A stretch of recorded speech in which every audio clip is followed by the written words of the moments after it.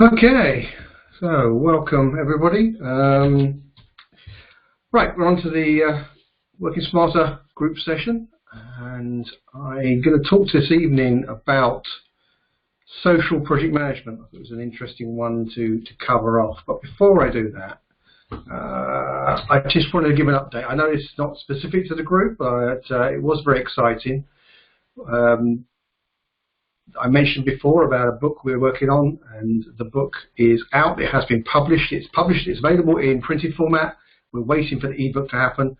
56 contributors from around the world, 20 countries. It was all done in 21 days. It includes Genius Legacy, inspiration, wildcards, lots of things like that. And I'm delighted that we made it. Interesting. It was a great example of a project because we planned everything. Everything was marked out time-wise, and the one thing I thought was actually guaranteed to work perfectly was the bit at the end, which is where it is uploaded into Amazon KDP, and that's their publication platform. And I have never had a problem with this at all. In fact, they've usually, whilst they say it takes 72 hours to turn the book around, so they have to review it and approve it, which I'm sure is partially done through some form of AI and some form of human intervention. But I've never had a problem with a book taking actually more than 24 hours. This time it took longer, and in fact we still haven't got the ebook approved. So right now the book is out there, and if you're wondering about the cover, not only did I get contributors from around the world, I got people to get their children to do drawings of what they thought the world of project management was about. So I just wanted to share that with you. Okay, so we come about social. I mean, we are social people. This is a great quote by the Dalai Lama. I mean, we human beings are social beings. We come into the world as a result of others' actions. We survive here dependent. Our survival here is dependent on everybody else, whether we like it or not. There is hardly a moment of our lives when we do not benefit from others' activities. We can think that we can be isolated. We think that we can be independent, but the reality is that is extremely rarely the case. And for this reason, it's hardly surprising that most of our happiness actually arises in the context of our relationships with others. And I think that's what we've seen in recent times, that the amount of effort that's been put into trying to continue some sort of engagement and connection with our family, with our friends during these difficult periods of time. It is all about reinforcing those relationships, and by default, our happiness as a result. If we think about project management, I mean, there's traditional project management, and there's what's called Project Management 2.0. It's not the greatest or sexiest title, but this came by this diagram, or this chart rather, came from Dr. Harold Kersner. I know Harold quite well. He's written some quite significant books on project management, and was a speaker for many, many years. I'm not quite sure if he's still active right now, but quite an authority.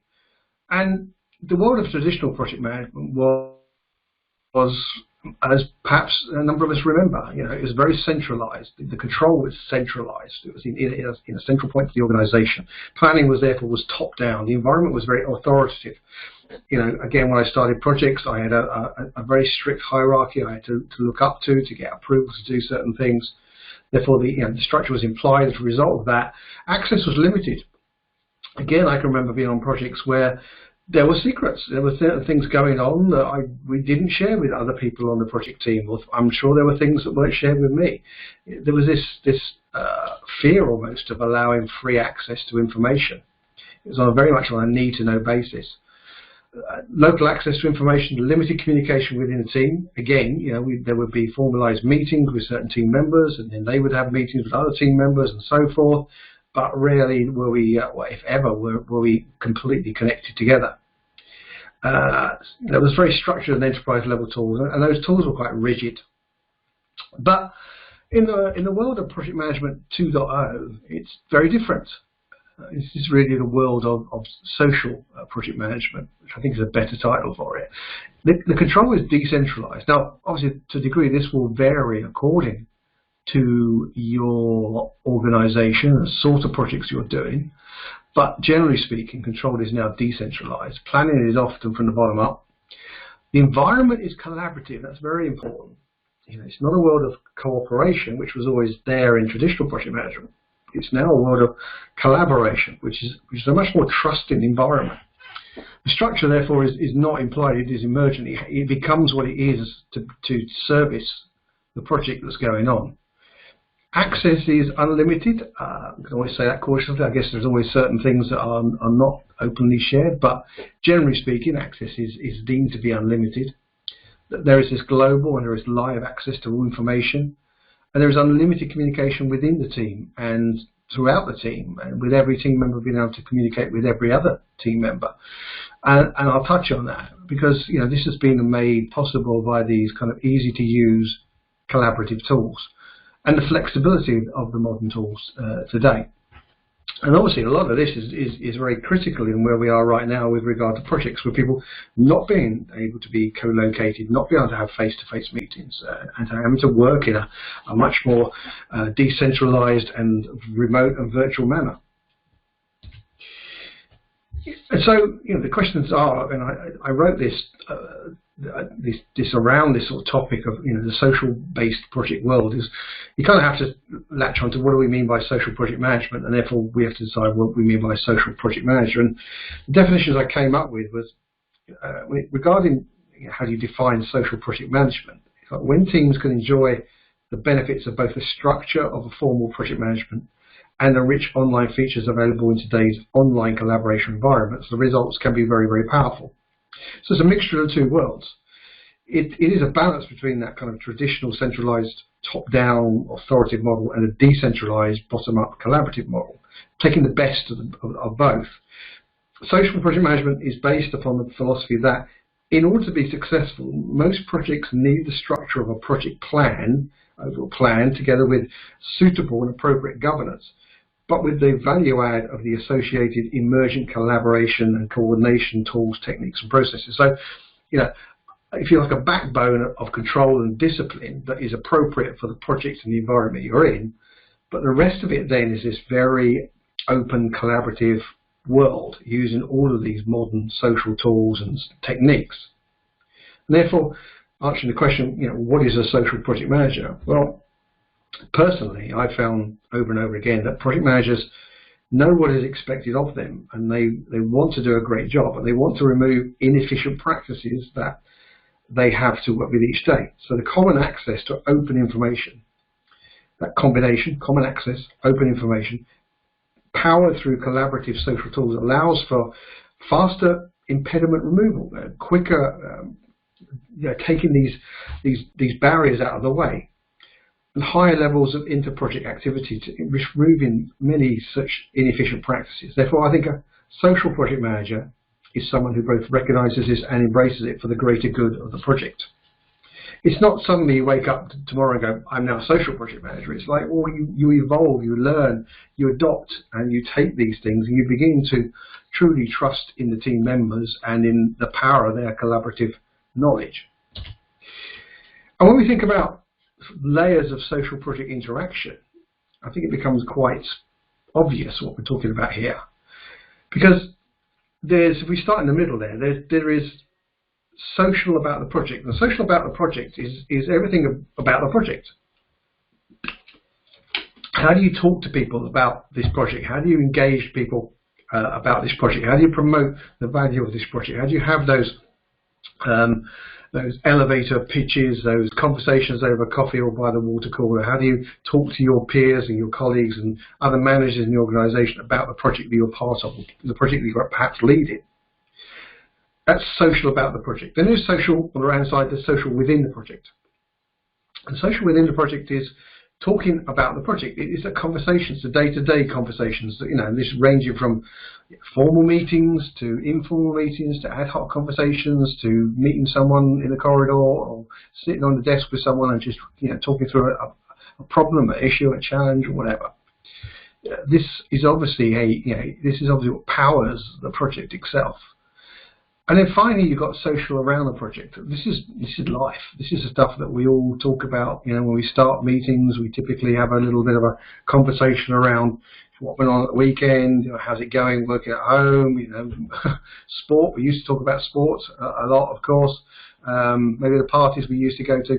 But, you know, there's social things going on, and we find the opportunity to engage in those kind of social discussions and updates of our friends, because this is what connects us to people. This is what gives us that kind of social interaction. And therefore, anything you do in this area as a project manager, you have to recognise that all of this will be going on all the time, constantly. And, you know, one of the greatest tips really is around that if you have a means to communicate as a project team, you don't isolate it to just talk about the project or within the project or around the project. You open the things up to allow people to be people, to socially interact, and therefore build those layers of social project interaction into their day-to-day lives, and just make it a very relaxed and normal environment. The problem is that, you know, a lot of project management tools that are not like this, they tend to be seen as, if I say something, if I report something, if I record something and I put it in these systems, that's it, that's the truth, and I will always be measured by that. Whereas these social interaction technology is all about collaboration, which allows for rights and wrongs and things that are correct and incorrect, and ideas and suggestions and crazy ideas. Or, you know, it's for all of these things where people are not judged; they are just trying to find the best way to move the project forward. And so, you know, I just wanted to give the sort of top 10 social project management tips, I feel. So, yeah, number one, you cannot create a social project world on your own. I think that's fairly obvious. You know, you can't be social on your own because you are isolated. You're everything that, you know, was that first statement from Dalai Lama was all about, really saying that you have to be connected to others. Therefore, remember this, you cannot create a social project world on your own. As a project manager, you can't suddenly decide, now we're social, and that's it. Secondly, structured and social are not enemies. You know, I think you can, as I said, it's getting that right balance. It's having that backbone that sits throughout the project and ensures that the right things are reported formally, whatever is required, you know, milestones, stage gates, quality assurance activities, all those sort of things, all the governance, etc. But not creating it so rigid that it crushes everything else. So you've got to get the balance right. But structured and social, really, honestly, they're not enemies. And a project manager doesn't have to do everything. I mean, this is true in any world, really, but it's the fact that, you know, it is very much about releasing yourself and trusting yourself to the community that you have, to your project team, to all of the people who are involved in the project. You know, you don't have to do everything. You need to find the best way of doing what you need to do with the support of everybody else. Project manager gains from this a world of ambient awareness. I mean, what this means is about that by allowing this social and collaborative world to exist, allowing people to talk freely to each other, you know, allowing them to come up with ideas, and you know, everything is valued in some way. Nothing is ridiculed, nothing is deemed too silly, nothing is off the table, and the whole thing will balance itself out. But the project manager, you will gain from this, because, you know, this will allow people to come up with something that, you know, make people surprise you. You know, and, you know, someone who may have been, you know, quiet throughout the rest of the project may suddenly come up with something that's brilliant, that really helps save the day or solve a problem or create something of even more value. Even in the social world, communication still has to be right. You know, I've talked before about, you know, it has to be the right information at the right time, to the right person in the right way. And part of the challenge for project managers in bringing forward this social collaborative world is to get people into the way of working and communicating with these tools, with this technology, with this capability, and to stop those barriers and to stop the, you know, those horrible audit trails that everybody used to keep, all those sort of things, and recognise that this is good, but also to recognise when something is really important, it still has to tick all those 4 boxes: right information, right time, right person, right way.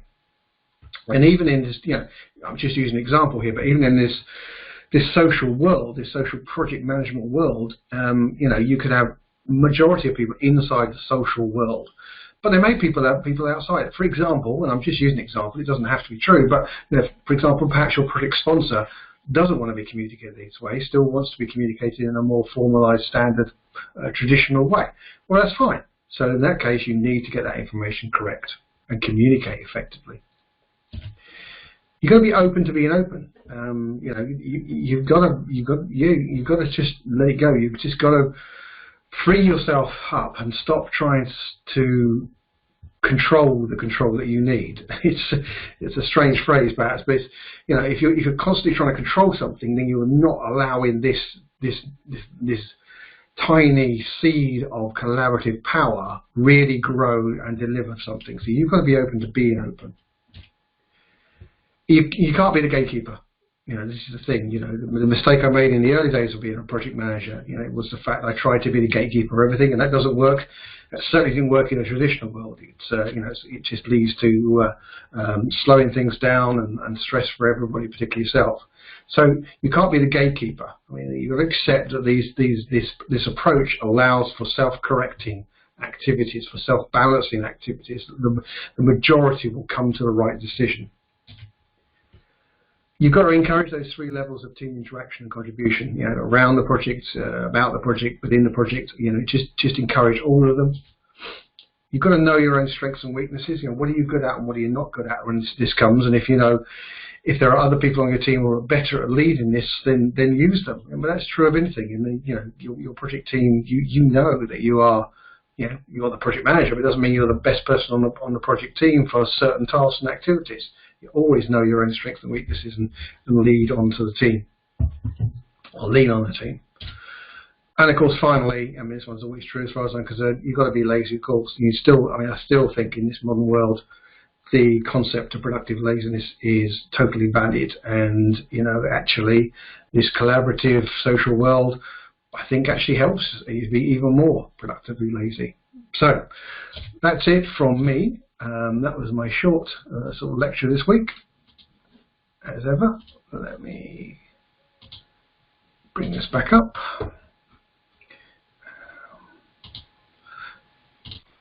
Stop screen sharing. And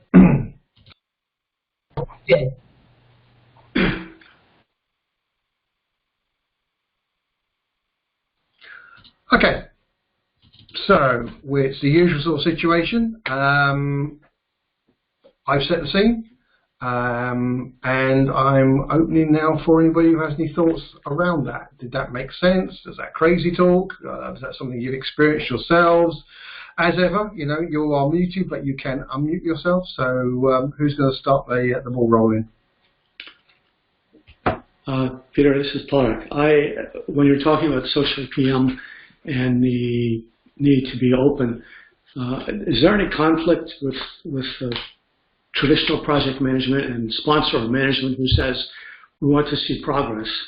And if one of the objectives you said is, as social project managers, like to remove barriers, get around inefficiencies, that might mean that in the parlance of the Silicon Valley startups, you fail fast or fail more often to try to get somewhere. Yep. I can see that as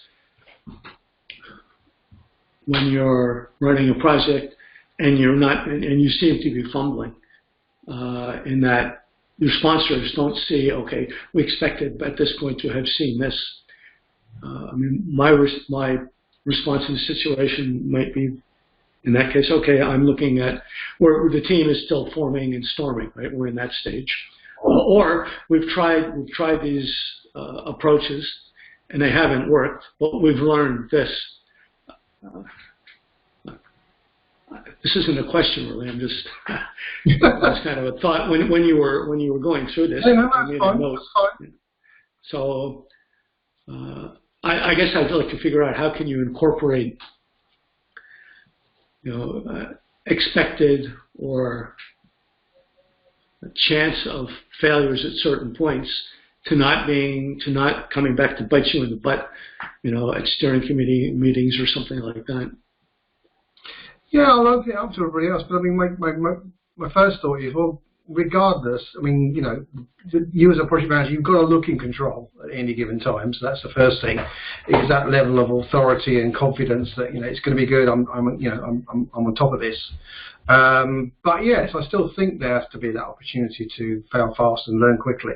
But what do other people think?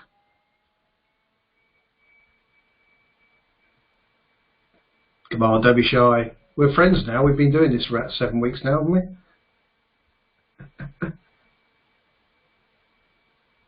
No, they're not. They're not. So yeah, I think it's about the best I can say. Actually, it is that. I think that, you know, as long as you've got that kind of degree of authority about yourself, that kind of standing, that's really important. It kind of goes back to what I talked a few weeks back about the head of the game, the way you behave and act at the start of a project.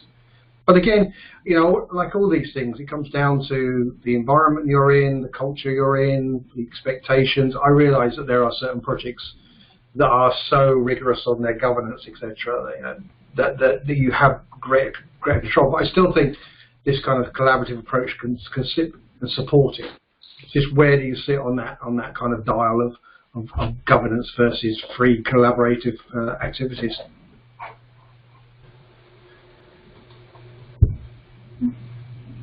Who else would like to say something? Okay, I think I'm on. Go on. Yeah, no, I think it was very interesting, and kind of the concept of social project management is very good and very interesting. I think certainly you were talking about specifically one of the things that the project manager doesn't do the work.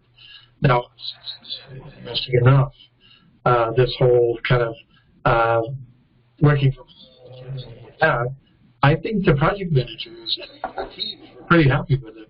But I think overall it was management that sort of didn't feel as comfortable not seeing the people sitting at their desks and they didn't really know what they were doing. Yeah, I think that's, you know, and that's something that many managers will be waking up to the reality now. About, well, you know what? And I can speak to that as you know, I was involved in a 6-month project, and it was mandated. I had to be in the office every day. And it was just crazy from my point of view and very frustrating. There was no need for it whatsoever, but that was it. I had a daily commute into London, and you know, I was quite grumpy as a result of that. But it wasn't productive. It wasn't beneficial to anybody. It was just that was just the philosophy of the company. So yeah. But I think, you know, right now, I think minds are being open to what is and can be achieved and what can still be productive in this very virtual world. Yeah, no, definitely. I think that's managers that definitely were sort of leaning away from it and trying to do work for one day a week. I think they're starting to come to the conclusion, like everyone is, that actually it's sometimes more efficient. Not even counting trying to get a conference room or anything, a physical conference room, but even when people are away from their desks and stuff like that. Now, I have to admit, I'm still definitely going to go back to the office eventually because of the probably more social aspect. We've seen everybody maybe once a week. Yeah, no, it's definitely a positive experience. So. Yeah, I mean, we're going to go back. I mean, I say I'm going to go back. I'm in my office right now. This is my office. But, you know, people will go back to their office, and it will, in a period of time, reach a point of, you know, semi-normality. But I think what's really interesting is, you know, that there'll be lots of questions about, you know, size of offices, you know, need for face-to-face meetings. My entire career, you know, a whole chunk of it was spent sitting on planes and travelling for quarterly business reviews and monthly meetings and steering meetings. And I think, you know, you've now got companies out there who are having board meetings via, you know, remote technology, and so you're going to question it. And I just before this meeting, I saw the news announcement or the announcement about the fact that, you know, Zoom is now worth more than the top 7 airlines in the world put together. You know, suddenly that's a revaluation of the world. You know, it'll balance out again in time, I'm sure. But, you know, the world has been forced to accept this way of working. And for the most part, it's proved it generally works. I mean, we'd love to, you know, I wouldn't like to go and start a project without having some face-to-face time with key team members. But because I experienced this back in, you know, 2008, 2009, when I was working for Siemens and we started projects and there were no face-to-face meetings. And we saw the challenges and difficulties of getting that connection to people and getting that kind of team spirit going. So, you know, it will come back to a degree, but, you know, I think it'll also, some of this will stay. No question some of this will stay, Peter, because the I saw from another webinar, I think from one of the CTC consultant fireside chats, the figure was put out that in the U.S. urban office market, the cost to keep an employee in an office was a little bit higher than $8,000 a year. So if you're an office manager or the CFO for a company, and 10 or 20% of your staff would like to work from home or are able to work from home effectively, you could say, gee, $8,000 a year or even $6,000 a year allows me to save money. I can still kit out the staff with a good laptop and help with internet expense and things like that.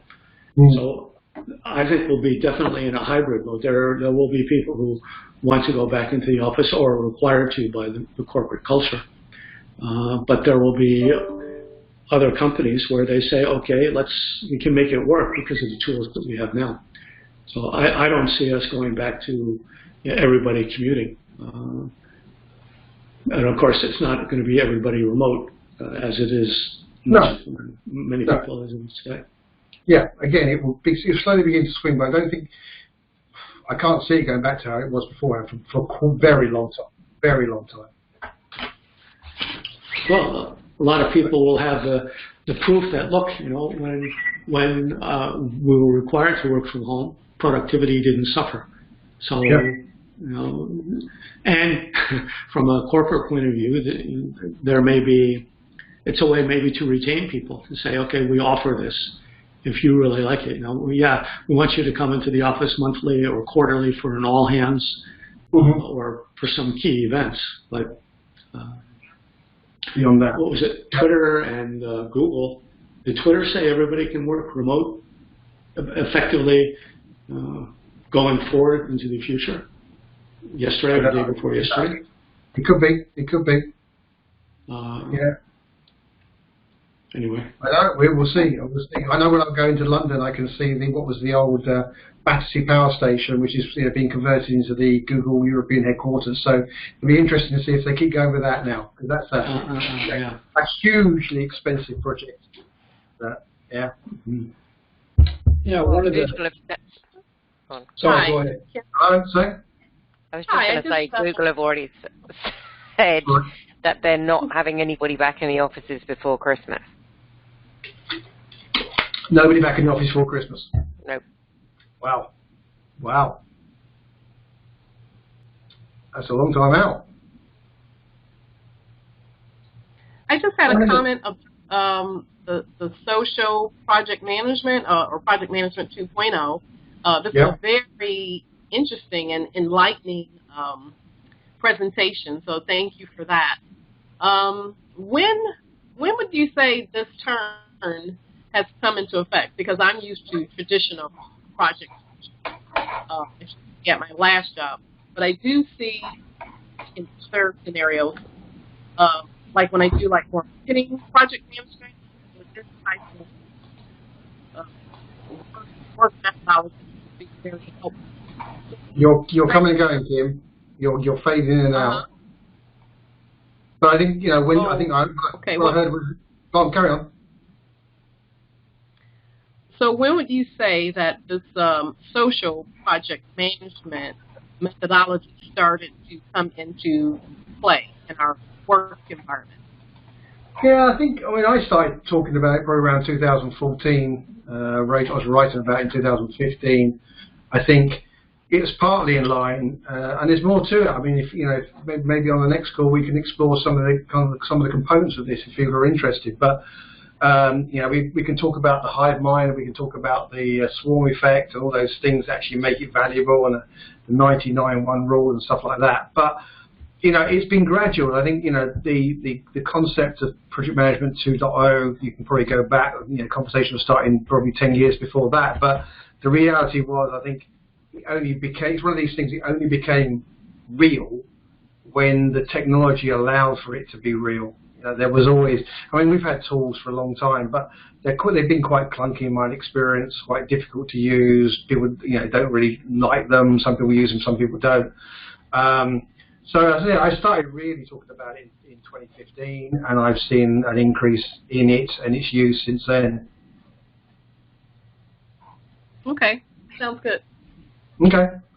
But yes, I mean, there's more we can talk about, and it's maybe. So yeah, while we're on, just so I remember, because I made a note and I've lost it now, so I'll say it now. So there is no call next Tuesday. We're going to take a long weekend. We have a public holiday in the UK, so we will be back the week after that for the next call. So no call. If I get a chance, I might do a short recording, and so you'll find that in the video. So that's got that out there now. So just wanted you to be aware. Thanks, Peter. Good talk. Can you hear me? Yeah. Okay.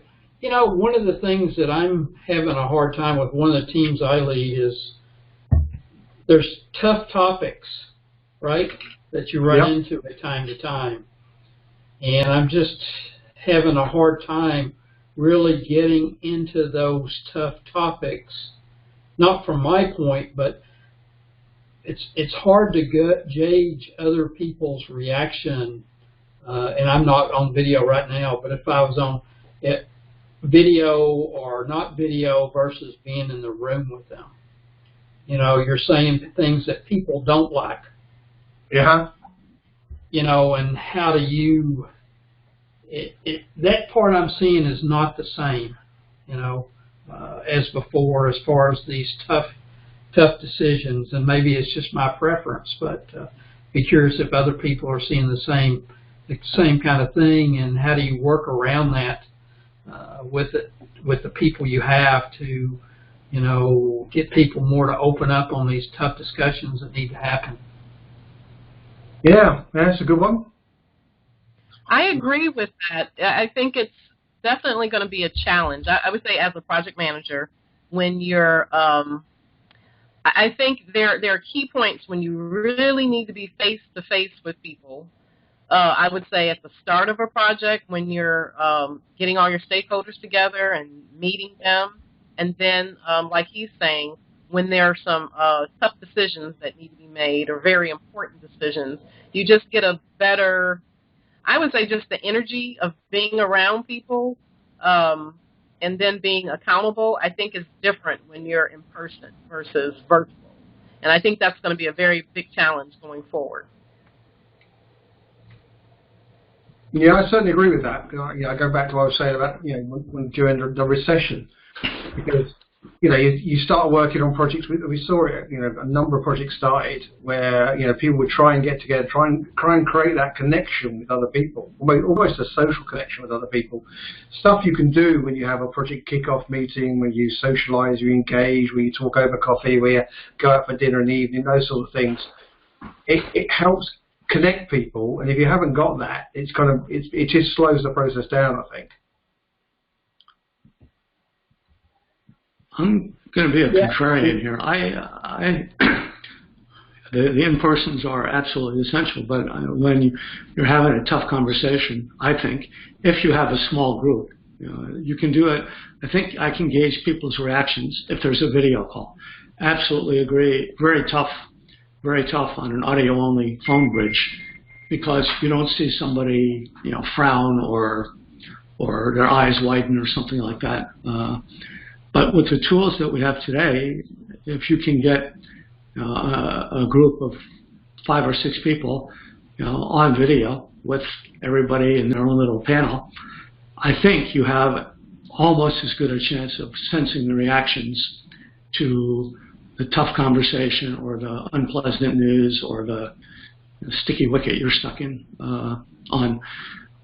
So I think maybe as we all get more used to running meetings with video and audio, that we'll pick up some of those cues as well as we did when in person. But I think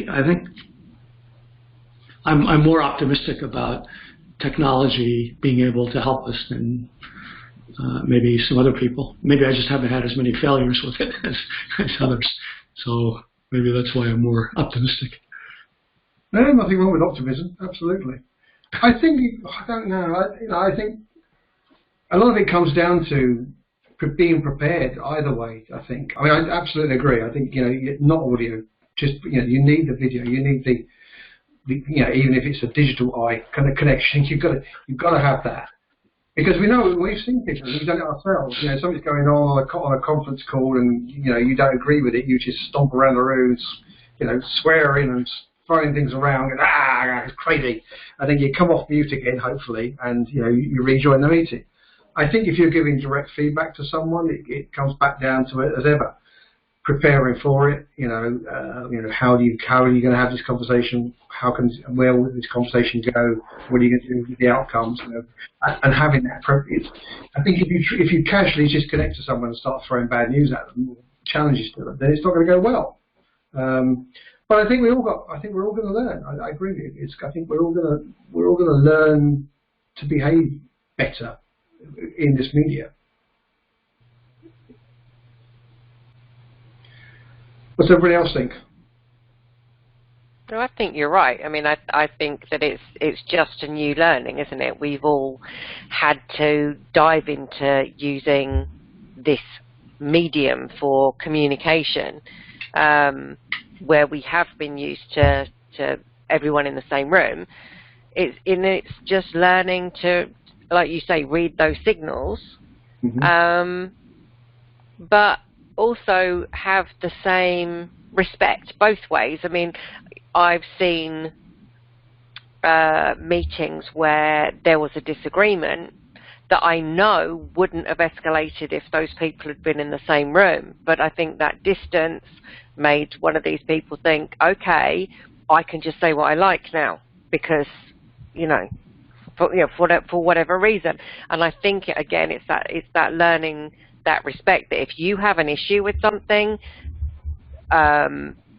or you can see that somebody on your team has an issue with something, but they're not verbalizing it, you take note of it and you take it, well, I was going to say offline, but that doesn't really work in this case, but you contact them separately, but still have a video call, a meaningful conversation with them, rather than dragging everything out in a meeting, that you wouldn't if it was in person. That's an interesting point about people being a little bit more empowered or safe to say something that they would have kept quiet in a meeting. I think especially if they don't have their camera on. She said without her camera on, but. I think it gives people that safety of distance. They're not in the same room, But then I've seen it work the other way as well, where people have had a more open conversation, because they do have that distance. So I think it can work both ways, but it really is a question of a new learning, and we're always talking about change, and this is just another change. I can see where somebody with the physical remoteness might feel comfortable saying something that they wouldn't say in person, because in person, after you have a meeting, the meeting finishes, you walk out of the conference room or somebody's office or a huddle room, and you might run into the same person or two people that you had a messy disagreement with later at the water cooler in the break room or something like that. So, when we get off this call, we can all, physically walk away, and I'm not going to see Peter for 2 weeks. I'm not going to see him physically anyway. In 2 weeks, most likely. So there's a buffer, as Juliet said. There's a mental safety gap or barrier. I think it's also, I think as people learn this technology, learn these tools, it's harder to dominate a meeting this way, I feel. I think in a room, a character can quite dominate a conversation. They can control it. Their presence sometimes stops other people talking, contributing, or forces it. I think in this environment, it's much harder to do, I personally feel. And the platform allows for people to raise their hand digitally or interject or something like that. That's just a personal view. Jim, are you gonna, you're in this, are you agreeing with it? Is this what you were thinking of, or what? Yeah, I mean, I think the discussion's good around these things, because so much of the time it's just body language, right? You're gauging the body language to know, should you end the meeting? Should you continue? Is the discussion going well? What people are having issues or distracted or not paying attention and stuff like that. It's just so much harder in this way than person to person. Yeah. I think you'll find as you do more of these calls without video that you can actually hear a little bit. The harder part for me is that if you have someone who's not engaged, so facilitation of a discussion will be more difficult because you don't know if they're being quiet because they're multitasking or... But really, I mean, I've been doing remote on and off for the last 15 years.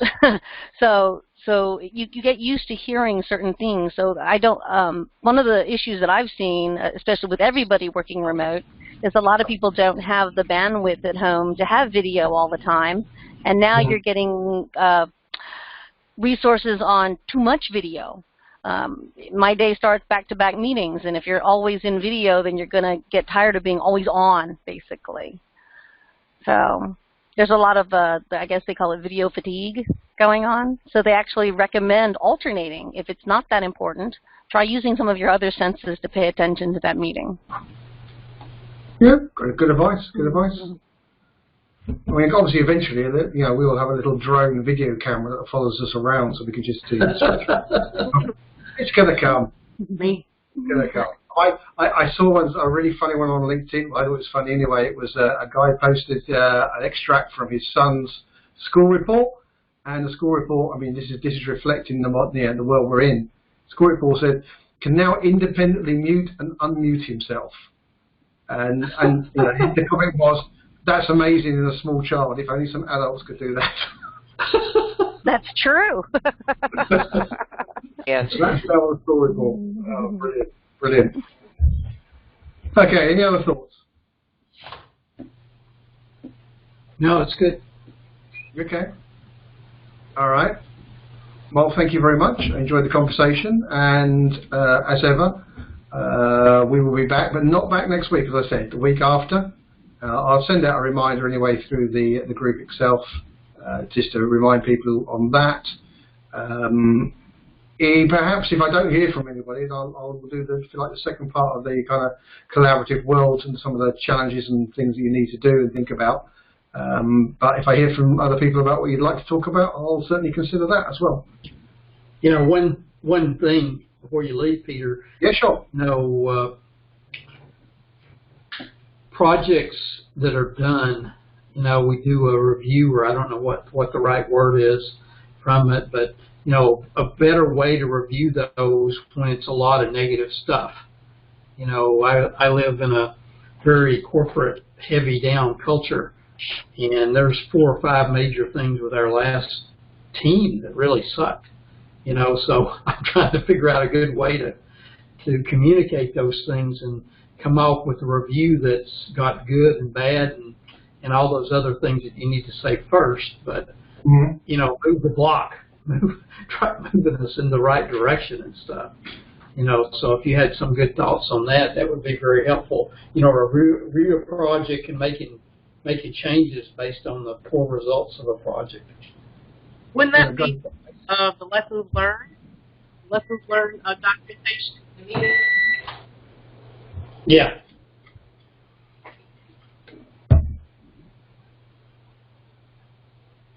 So Anyway, that's I think it's talking about bad lessons. I mean, how to say what have we really learned, and how are we what changes do we need to make so that either we recognize this early on in the next project, or we have a way to mitigate or not go off the rails.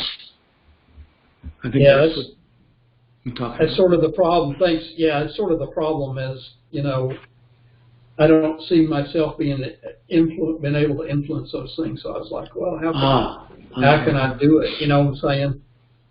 Yeah. You know. So anyway, yeah. Thanks for the comments. That's just my thoughts.